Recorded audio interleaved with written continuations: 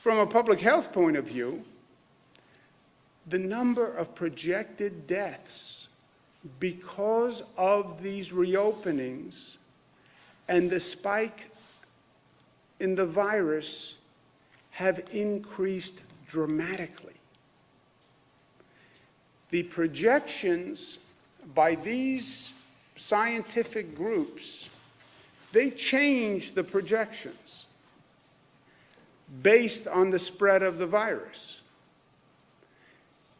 So ask yourself, how much have the projections changed since they have the data on the virus spreading? IHME, which is the Washington-based model, Gates-funded model, which is the model that the White House apparently follows, deaths by August. In April 17th, they projected 60,000. April 29th, 72,000. June 15th, they project 149,000. That's roughly 90,000 more deaths. 90,000 more deaths. Why? Because the spread of the virus has increased. That's the public health consequence. Why did their projection go from 60 to 149,000? Because the spread of the virus increased. Those are not Democratic numbers. Those are not Republican numbers. Those are just numbers, my friends. And we're not talking about 1,000 deaths. We're not talking about 2,000 deaths. We're talking about tens of thousands of deaths by that projection. Last week, they projected 169,000 deaths by October.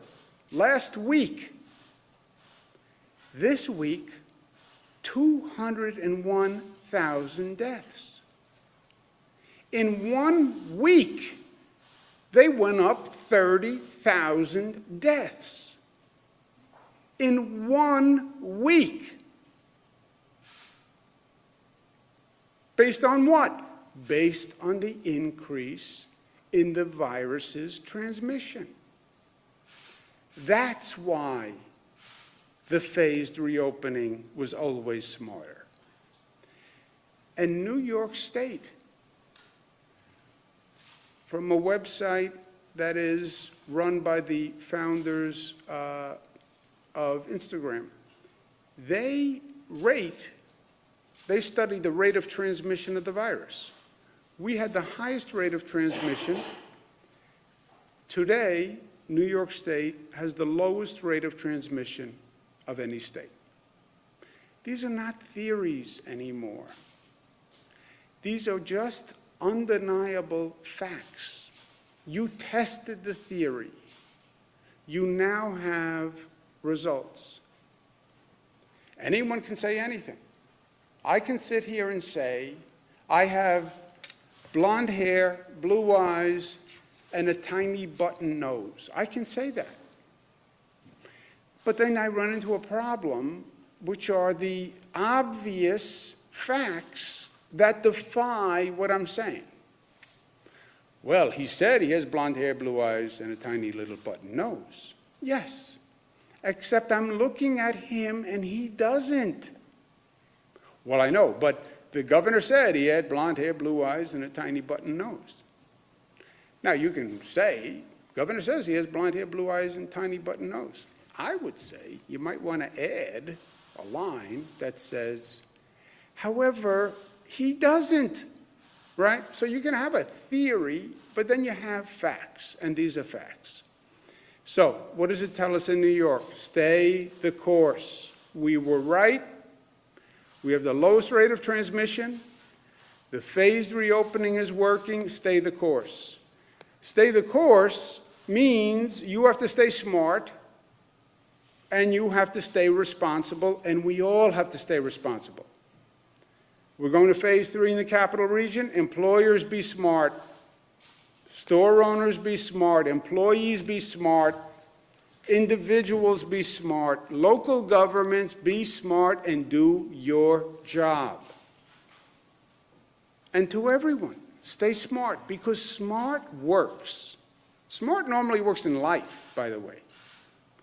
But smart works as a collective, and smart works for a society, and smart works for New York. Wear a mask.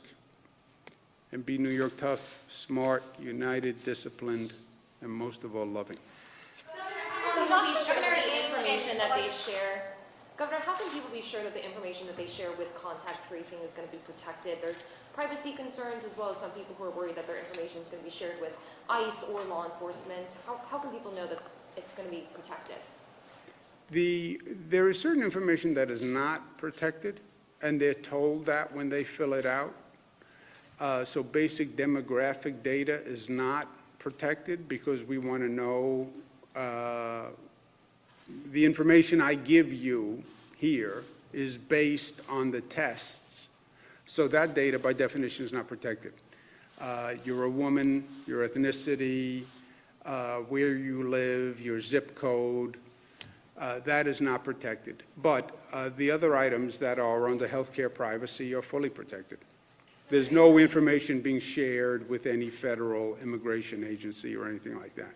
Governor, as regions open in the phases, we're getting questions. You said Capital Region is on set to go to phase 3 this week. In terms of events like the State Fair in Syracuse, in terms of the track in Saratoga Springs, since we are seeing this progress, a lower infection rate, are you any closer on determining whether these large-scale events can happen? That's question 1. And question 2 is, you announced today that visitations will resume in hospitals and in group homes. After talking to a lot of families this week, I know you heard a lot of the stories that were coming out of these places. You have said multiple times that we could fall back. Like if people aren't following the rules, we could fall back. It's been brought to the public's attention that in these group homes and in the hospitals over this period of time where people couldn't visit, people in the hospitals and in the group homes, they basically didn't have an advocate by not having their family come visit. So we know that some nursing homes across the state, on a regular basis without COVID, they have issues with not caring for the people in these homes. So if we are to fall back and say there's a spike somewhere, will you remove visitation again in the future? And are these conversations that you're having? I mean, it's a pretty good argument. Somebody should be able to have an advocate if they're in the hospital. They should be able to have somebody checking in on them. And I know I just gave you 2 questions that have a lot for you to think about, but people want to know about these large-scale events, and they want to know about this visitation, because these are 2 really big topics. Yeah, but they know everything already. They know the phases of the reopening. They know large-scale events are the most susceptible place and most dangerous place for a viral transmission. They know we have phase 1, phase 2, phase 3, phase 4. They know that the phases measure the essential nature of the business and the risk of the business. So they know the large gatherings are in phase 4. They know that because it's on every website, every conversation we've had. And if people are not smart and are reckless and are not disciplined, yes, the virus will go up. That's what will happen. That's what we're seeing in those other states. And that's why I work every day to make sure people don't get reckless and undisciplined, and we don't see the virus spike, and we don't go back to where we were. Maria? Doctors are seeing COVID patients testing positive for symptoms, then maybe testing negative, and then having symptoms again in some cases, or maybe testing positive again. And there are also reports of people who are sick with COVID maybe for months, maybe not requiring hospitalization, but seeing symptoms for a long period of time. I guess for the health commissioner, what is New York seeing and learning about these issues? And for the governor, how is the state going to protect elderly or immunocompromised workers who are afraid to go back to work because of the risk and what we don't know? We're hearing these individuals ask for protections in New York state law like other states are doing. Yeah, I'll ask the doctor to chime in. You're right, basically, on both. We don't know a lot about this COVID virus, and the facts keep changing the more we learn. Originally, we were told if a person was infected and they had the antibodies that they couldn't be reinfected. Now they're not so sure about that. And now they think maybe you can be reinfected, even though you were infected once. We were told that once you were infected and you had the antibodies, that was basically it. Now we're seeing cases, especially in children, where they got infected, they had the antibodies, and then they had a response after the fact, an inflammatory response. That's the Kawasaki-like syndrome that we're studying. So yes, the facts change the more they learn. And that's why this is nothing to play with, this COVID virus. You know, the people who say it's not a big deal unless you're a senior citizen, don't worry about it. Yeah, that's what they said. And now we have children who have an inflammatory response problem. So I urge everyone caution. There's a lot that we don't know. I would wager that in the coming months, we're going to find other reactions to people who had this virus that they don't yet diagnose and don't yet understand. Dr. Zucker? So I would add one key point here also, that the fact is that we don't know all the different effects this virus has on all different parts of the body. And I've spoken with many of the experts, with all the different subspecialists out there. Every one of them has said that they are looking within their area of expertise to see if there's anything specific about this virus and how it affects them. Yesterday I had an opportunity to talk to some of the NIH scientists about this also as well, and we're going to learn a lot more as time goes on. We have a lot of patients who have had this. There are many studies going on nationally and internationally to try to get a better understanding. When the end of the year comes, next year comes, we'll have a better understanding of the overall aspect of this coronavirus.